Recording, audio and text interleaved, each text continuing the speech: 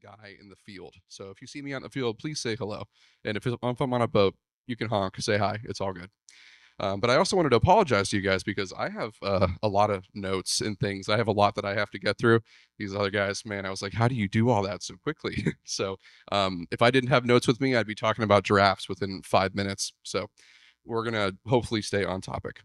But I wanted to start this with what the Jefferson Project is. It's a collaboration between RPI, IBM, and the Lake George Association, and we all have our different strengths. You know, we have this robust science and advanced computer models and community engagement. And the point of all that is that we can work together and use those strengths to accomplish our mission. So there's a picture there of the sensor network that I'll get back to. And I also want to talk about the sensor network because we have three major platforms that you probably see around the lake, and it's fun to talk about them because they're very visible to you guys. So the vertical profilers are something that are really, really important to us. They're capable of monitoring basically everything on the water, below the water, and above the water. So there's a weather station there up on top. We have pyronometers to measure light. It's all run by solar. You can see the panel there. And inside of that white, we call it a doghouse. But in the doghouse, there's a winch that sends a sensor up and down the water column. You know, Jim was talking about the YSI sensor. We use the same platforms, same sensors, and it goes all the way up and down the water column, and it's able to capture data at every single step, all the way down and all the way back up. Really powerful stuff. We also have weather stations. We have 7 different weather stations around the lake, and that's really important because so many of the things I'm going to talk about today are so weather dependent. So all the things happening around this lake, it all matters. It's the weather. Every previous speaker before me, it's all weather dependent. And we also have we have 11 tributary stations. So these are probably a little bit more hidden. We try to put them out of the public eye because people like to mess with things. But these are extremely important because, once again, all these presenters were talking about different things involving streams and runoff and all these nutrients and salt. So without these stream stations, we really wouldn't have a good understanding of what's going into the lake. And that's a huge part of it. So on the picture over there, you can see that there is a very vast sensor network, and you can go on the jeffersonproject.live website to see parts of this, even with some live data. And I wanted to talk about the 3 different vertical profilers and where we put them and what we're looking at with each of those, because people always ask me, why do the vertical profilers move? It's because we always have different research questions. So for 2024, we have one in Northwest Bay, and we're looking at stream intrusion. And I will talk about all these things in more detail later in the slides. But stream intrusion, again, really important to everything we brought up so far. Harris Bay, we're looking at harmful algal blooms. Harris Bay, for some reason, has been one of the hotbeds for harmful algal blooms. So we've pretty much always had one there, trying to figure that out. And then we have one in Caldwell Basin, which is not a name that people usually recognize very well. So it's the lower star there on the map. So there we're looking at a deep water oxygen depletion, which is really just a fancy way of saying it's running out of oxygen at the bottom of the lake. So we'll talk about that as well. And the big fancy plot that you see there is one of the profile plots that we can get from the vertical profiler. So this is taken in 2023 from October 5th through October 21st. And there are thousands and thousands of data points in every single vertical line, and that's how you make these plots. And those separations in color are going to tell you the amount of oxygen in the water. So we'll get into that.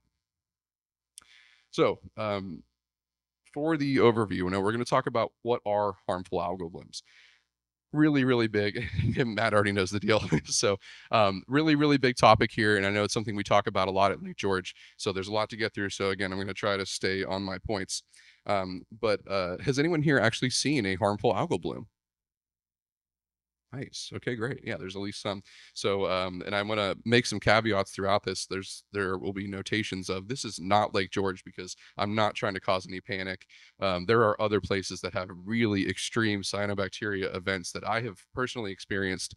So it was a very eye-opening experience for me. But even in the middle there, we're using microscopes to look at these things down at the microscopic level to try to understand what's going on. So let's just talk about what are cyanobacteria. They are also known as blue-green algae, and they are actually bacteria. So we'll get into that as well. It's really confusing because some of the terminology can say algae, bacteria, but we'll talk about it. And they are one of the oldest organisms on the planet. So they're responsible for the production of oxygen through photosynthesis. They were the first organism on the planet to photosynthesize. So as you sit here breathing, you can thank cyanobacteria. They're not meant to be the enemy. They just have a little bit of problems.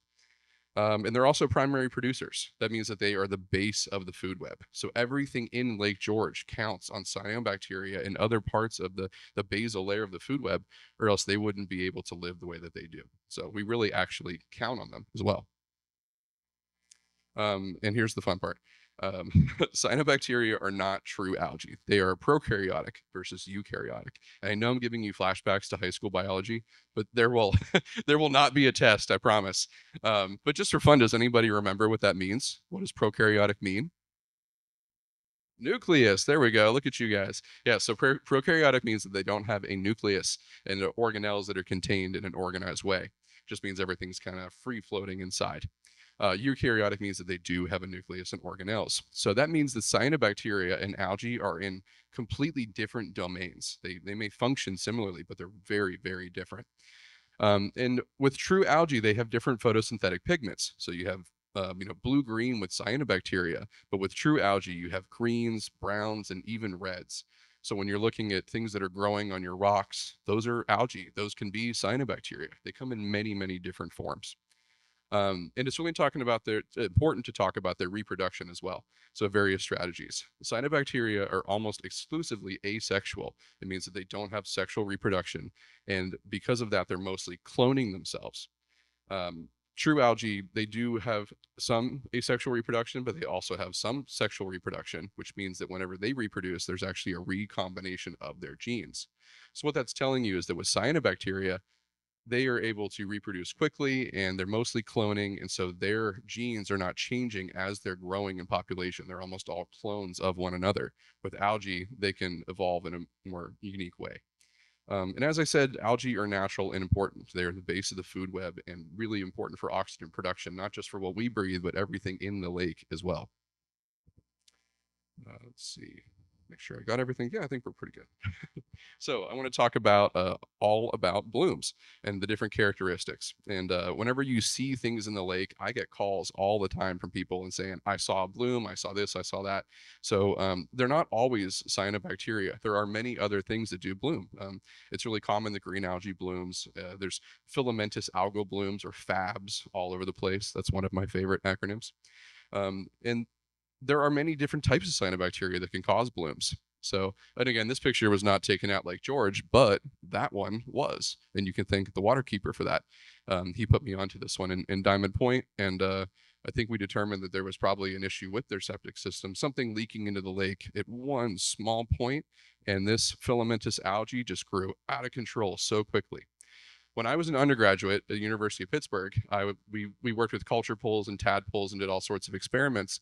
And I had to sit there for over an hour every single day taking filamentous algae out of culture pools. I can tell you it was extremely fun and I never got sick of it. But it was just incredible to me how quickly it could grow. So sometimes people get so surprised because they walk on their dock and they're like, well, that wasn't there yesterday. Why is this happening? So not usually a cause for concern, but you do want to inspect maybe why that's happening. And with this other photo here, I wanted to highlight how many different kinds of cyanobacteria can cause blooms because they all come with their own different characteristics and different life history traits. So it's important to know that it isn't just, one organism. So make sure to skip. I think it'd be really important to include things in here that what are HABs and what are not HABs, because again, people get a little bit up in arms sometimes whenever they see the wrong thing and they, they're doing the right thing. They call us, they call the waterkeeper, they call the LGA, and they say, hey, I saw something.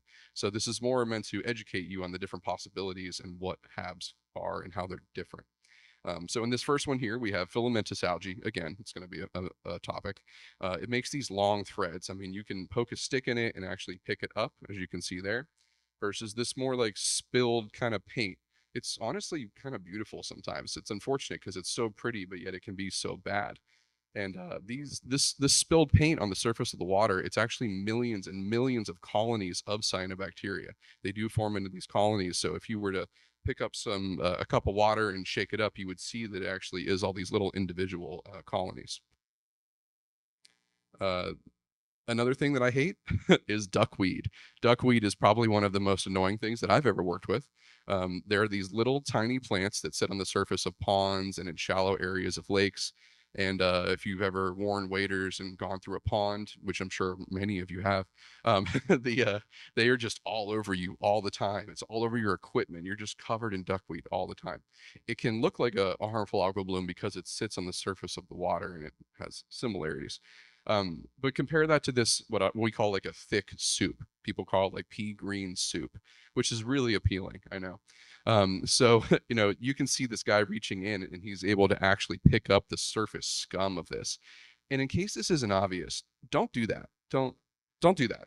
It's really could be bad for you.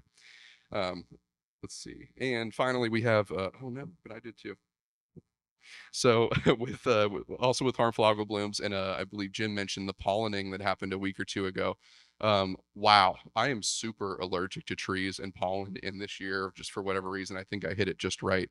Um, there were these crazy streaks of pollen across the lake, and I'm actually surprised I didn't hear from too many people that they thought that they were blooms, which is great. I think people are getting more educated. So it's really amazing though, because it kind of teaches you that harmful algal blooms are dependent upon many things like water currents and wind. And so this day that I went out early in the morning, I went through what's called a Langmuir line. And Dr. Langmuir is famous for this surface chemistry interactions that he studied. And he lived right on Crown Island here at Lake George. And I took this photo like, I mean, a minute away from Crown Island. I was like, he would be so proud that something that he discovered and studied happened right off of his docks. So this pollen, you can compare the color of this color is more yellowish compared to the blue green that is of cyanobacteria. And this photo is actually of Lake George. And you notice I say cyanobacteria and not harmful algal bloom, because this is where it gets difficult, because you see compared to these previous images how, that's awful, and how little we have here at Lake George, and they can be so short and ephemeral. So it tells you that we are not to this level of extreme harmful algal blooms yet. And so in some ways, people are having a tough time calling them HABs. So in my opinion, I think that they are absolutely precursors to this. And there's something that we should definitely monitor and research more, because it's such a rare circumstance that you get to see the beginning of this at a lake. So more vocabulary words. And I did mention that there isn't going to be a test, right? But I will maybe grill some of you on it later. Um, I wanted to make sure I stay on my points here. So let's see. So I want to get back down to the microscopic level, actually, because again, we were showing this on like more of a macro scale. But if you were to put these things under a microscope, you can see these different structures and why they're all important.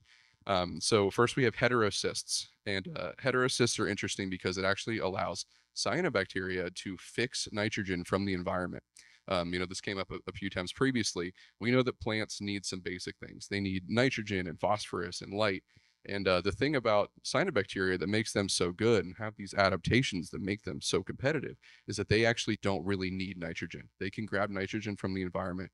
So in areas or times of low nitrogen, they can outcompete true algae very quickly. Next is an aconite. So with an aconite, it's actually a dormant cell, or like more like a seed, if you want to think of it that way. So after you have large blooms at lakes, what's going to happen is they're going to run out of food, they're going to run out of whatever they want, and they're going to die back. They don't live forever. But the thing about cyanobacteria is that they're able to kind of recede back into this dormant cell and sink back down to the bottom of the lake and sit there just in stasis basically until conditions come back, become more favorable, and then they hatch back out and regrow. They're kind of cheating. It's not very fair. Uh, not fair to algae, I should say. And finally, we have aerotopes. And aerotopes are also very, very important and unique to this because it allows cyanobacteria to control their buoyancy. So again, all those photos that I showed you are all cyanobacteria on the surface of the lake. That isn't the only way they exist. They do live in the water column as they grow, and we'll get into that. But because they're able to control their buoyancy, they're able to float up to the surface and get as much sunlight as they want. They're able to move towards nutrients, more availability. Again, they're cheating. These adaptations are very, very good. So, and I should mention that my degree is in ecology and evolution, and so I study this kind of stuff all through college, and it's just amazing to me, and you almost have to respect it if it wasn't causing so many problems. So, what kind of problems are we talking about? Harmful algal blooms are able to produce toxins, and this is the real issue here: is that they can be unsightly, sure, but they can also be dangerous to your health. They can create antitoxins, saxitoxins, all these different toxins, and they can affect your brain and your liver and all sorts of things. So typically, that's happening at really high densities. And I can tell you that there has never been a toxin present from cyanobacteria in Lake George. We partner with a chemist down at RPI, and it's great because before we used to have to send these samples off to a lab called Greenwater, and it would be, let's go get a sample. We got to ship it overnight. We got to pay a bunch of money for that. Then they don't get back to us by email very quickly, and we're bugging them because we want to tell people, is this toxic? It just created a big problem.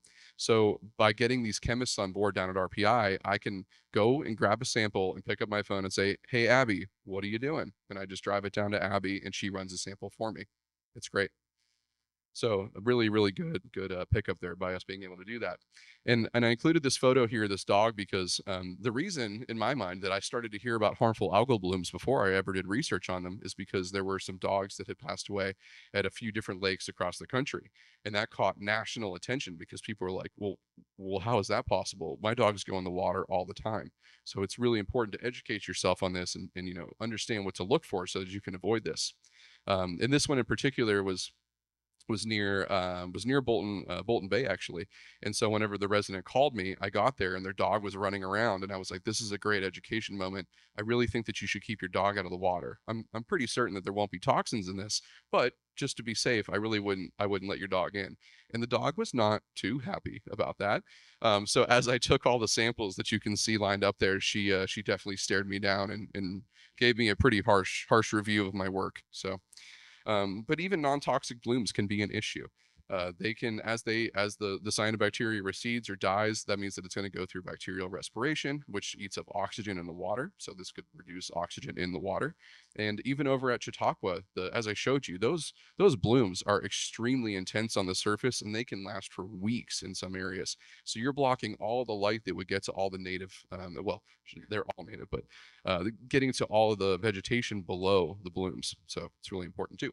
And to be frank, they're unsightly and smelly. You want to come to this lake and you want to swim, you want to recreate here, you want to live here. And if you have things like that going on, it kind of ruins the whole experience. So, also important. So, are harmful algal blooms a global problem? Yes, you can literally see these happening via satellite. So I looked into this a little bit because I'm not too well educated on different countries and different continents, but it seemed like almost all continents have large lakes that are used for drinking water, and this is the problem that they're having.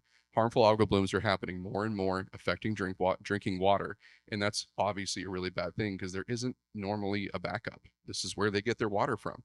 This one here is famous for Lake Erie. This happened in 2014 near Toledo, and they had to put a do not drink advisory out because they were saying, we're not able to control the toxins in this water, and you need to drink at your own risk. So this is when the water crisis really started to kick off as well. And I wanted to mention that there are many researchers. It isn't just us. There are many researchers around the world, and there are entire conferences focused on this kind of research. We have them here in New York because this is becoming an area of focus. So, in my opinion, this must be addressed, and we must continue to do research and monitoring to understand this because with the issues I'm about to talk about, I don't think it's going to get better. So we can get into the fun part. So how do HABs occur? And I've been talking about this a little bit throughout the different years, and I always kind of tweak it and change it a little bit. But this is because at the Jefferson Project, we're trying to understand the mechanism here at Lake George, but this isn't exactly specific to Lake George. The trick here is that we have all these advanced sensors and people so that we're able to put a little bit of our like special sauce on it. So just to begin it all, like as I already mentioned, external nutrients equal fertilizer. So we know that plants need nutrients. So wow, okay. So I'm going to go through it a little bit quickly. So the important part here is now we know that Lake George is a very low nutrient lake, so they need these external nutrients to grow. Um, The dormant cells begin growing in the early season. So as soon as ice off is off the lake, which, again, that might be a problem with the summer or the winter that we just had, they're able to start getting their sunlight and they're able to grow down on the bottom of the lake in the sediments. They live as those aconites, this right here. They live as an aconite and start to grow. And then as summer storms come through, you're going to have a lot of runoff and all these different problems that we talked about earlier because of these extreme weather events. They're carrying sediments and nutrients from lawns all throughout the lake. And in these shallow bays, if you've ever stepped into a stream in the summer, it feels really cold, right? The water's cold. So because it's cold water going into a warm lake, it sinks immediately to the bottom and it runs along the bottom of the lake, basically delivering these nutrients right to these aconites so they can continue to grow. Talked about Amazon Prime. There you go. So the algal colonies, after they've grown a little bit, they begin to rise up from the bottom of the lake. I mentioned those aerotopes, so that's really important. They're able to control their buoyancy, and they're saying, you know what? There's not enough sunlight down here on the bottom. I'm going to rise up a little bit. So they make their way up to the middle of the water column, and again, staying out of our sight, but still growing and growing and growing. And finally, usually in the fall, you have a very calm day and the conditions are perfect. They say, this is it. This is my day. And they all rise up to the surface of the water and accumulate on the surface. And you think about, the area that they are growing in, how many millions of colonies there may be, they all get kind of concentrated in one spot by a very gentle wind. And that's usually how we catch them on the shoreline. So real quick, I'm just going to run through the differences between places like Lake George and Chautauqua, because again, I want to put this all in perspective of what's going on at other places to really kind of, light the fire. So at Lake George, you can see, I was laughing to myself with a couple of these photos because I'm saying I can barely get a photo of this. It's almost hard to see in this photo.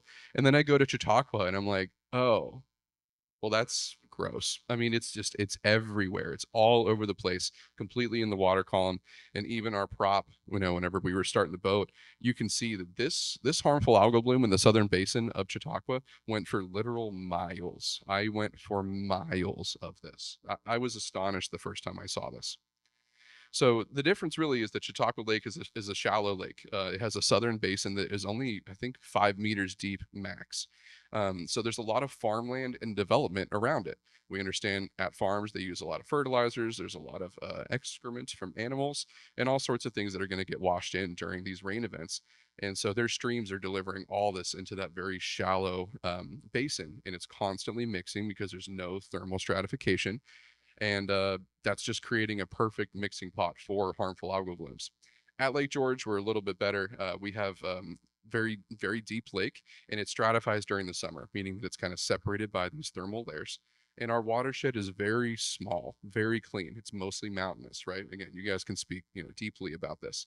And there's a lot less development here, so we have a lot less impact. Because at the end of the day, we know that Lake George, it's been here and beautiful forever. It's really going to be development that will change it. So without proper development practices, we know that it is us doing this. And so I'm just going to wrap it up really quickly with why the Jefferson Project is important to do this kind of research and why it really makes a difference and how this all comes full circle. So again, talking about stormwater runoff, because we know that runoff is affecting these harmful algal blooms. Imagine that we have a really crazy storm come through, and that is one of our weather stations on the rocks out in the lake. You can see that little spike right there. There's your precipitation event. Immediately afterwards, one of our stream stations, we can read the stream gauge that is all digital. I mean, this information is getting sent to us constantly, and we trigger these ISCO samplers so that they are taking up water samples into this shed at any given interval that we want. And again, you can see the spike in the stage height there. So that's the water coming down from the precipitation. And then with our vertical profiler, we have in the lake at whatever depth that is, you can actually see this spike in FDOM, which is dissolved organic matter. Again, after that storm, everything running down to the stream, the dissolved organic matter is immediately picked up by our vertical profilers right here, and then you can see it taper off. So using our 3 stations, we are able to monitor every single part of a storm. Extremely cool to me. This is one of my favorite slides just to put together because it's so simple, but it really demonstrates what our sensor network is capable of doing. And we'll almost close it out with internal nutrient loading. I said I was going to come back to this plot, which now oddly has a thing, doesn't matter. There's an area of hypoxia at Caldwell Basin, and it's really the only place in Lake George that you see this. It's really strange, but basically, it is a natural phenomenon. It means that it's running out of oxygen at the bottom of the lake because, again, whenever you have thermal stratification, you have a lot of mixing happening up on the top of the lake because you have all the wind-driven events. But down at the bottom, it's all separated and kind of stagnant. So just due to natural things, you're going to have all of your algae and zooplankton and stuff. As it dies, it sinks down to the bottom of the lake, gets broken down, which eats up oxygen, and that's just normal. Again, but it's normally cleared up very quickly at Lake George. It isn't really present. So for whatever reason at Caldwell Basin, this is happening. So we actually moved our vertical profiler from the site that we called T Island over on the east side of the lake from T, a little bit further north to that spot that I showed you at Caldwell, because that's exactly where this is happening in about 34 meters of water. So what we want to know is this growing? Because you can say, sure, animals and things want to avoid low oxygen water, but there's something way beyond that. If you look at some of the water chemistry here, whenever there's no oxygen in the water and it's interacting with sediments on the bottom of the lake, it actually breaks it down from, I believe it's ferric iron to ferrous. It's boring chemistry, don't worry about it. And what it does is it breaks the bond and it releases phosphorus from those sediments up into the water that normally that wouldn't happen if there was oxygen present. So because this is really the only spot that that's happening, and that's what this plot is showing, that as you decrease in oxygen, it's going to release more SRP or dissolved phosphorus. That could be feeding harmful algal blooms. It's in the southern basin. That free phosphorus could be picked up and delivered to other parts of the lake. So really, what can you do? Let's talk about that. Because you go through this whole thing, and I know it's a lot of dense information, but you can join the Algae Watch because we have a lot of things going on at the Jefferson Project that we're trying to understand how these blooms occur. And the reality is we don't have a lot of data to use of actual bloom events. It just doesn't happen that often. If we were at Chautauqua all the time, I'd say, sure, we can basically go out at any minute and throw a dart and we're going to hit a harmful algal bloom. But here, they're so quick, so ephemeral. So I'm really counting on all of you to talk to the LGA, talk with us and say, hey, I think I see something. Can you come sample it? And I'm probably going to be the guy that come does it. So it's all good with me. And I want you to know how to identify a HAB. So again, showing you those slides earlier, I wanted to show you what is and is not a HAB. And I want to make sure you're not contributing to nutrient loading. Again, listen to the recommendations from the people before me. They know the deal. It is very important. And if you think you've spotted a HAB, make sure you reach out to the Lake George Association. With that, any questions? We do have a few questions. The first one is, last year there was a vertical profiler at Glen Burnie. What were you guys looking for there? At Glen Burnie up in so I call it Blair's Bay. Blair's Bay, there's a stream there that is called Sucker Brook, and it's been one of our monitoring stations for a long time. And because of some land owner problems, we actually had to move that station. But it's a really interesting site because there, for whatever reason, further upstream, there's a lot of DOM, dissolved organic matter. So we were able to put a profiler up there so that whenever it flows into the lake, we can get a much better idea of what stream intrusion is doing. So I mentioned that with Northwest Bay this year, it was a very similar idea up there. That's a signal that we're able to pick up on, and using acoustic Dopplers, we're able to understand the water currents and the water velocity and everything, and pair all that together to get a better idea of what that stream is doing as it comes into the lake and where it's going. All right, next question. Should we be concerned if we go swimming at our property and find some algae but not a HAB? Is it okay to swim in that? I think it is totally fine, and if it wasn't, I probably wouldn't be here today. I swim in this lake almost every single day, and I have been in many bad conditions with algae, and it's just a plant. It's a plant like any other. I mean, there can certainly be some irritations and things if you're allergic to stuff, and some algae may cause irritants, but for the most part, all of this is very innocuous, and I mean, it's not exactly fun to touch because it feels like slimy cotton candy. But yeah, so it may not be the most pleasant thing in the world. And even, I mean, if we want to get real brief into this, who here noticed a lot more growth on your rocks, like things around your bay this year? Any idea why you think that's the case? It's so warm. I know it's so warm. So I'm working on something to kind of give you guys a really fun visual of that. But we had basically no winter. There was never any ice coverage at all on this lake. That means there was no light blockage happening on the surface. So all of these plants, all these periphyton and algae and everything growing on your rocks and docks, they never got cut off from light. So they were able to grow and grow and grow, and they really extended the growing season this year, which is going to cause issues and slippery and slimy stuff. All right, we'll do one more. Does Sunnyside Lake have this problem? I'm not familiar. Is that the one to the It's over in northwest? Queensbury. Queensbury. Yeah, yeah. I'm sure. So there's some basic things you could look at, like depth of the water and water residence time and those sorts of things. I'm a transplant here. I moved here about 10 years ago, but for the most part, I've focused on Lake George, so I don't know the surrounding area too well. But I would guess that it would have very similar weather conditions to us. And if there's high amounts of nutrients and it's a shallow lake, it could definitely have issues like this. And it's not spring fed. Okay.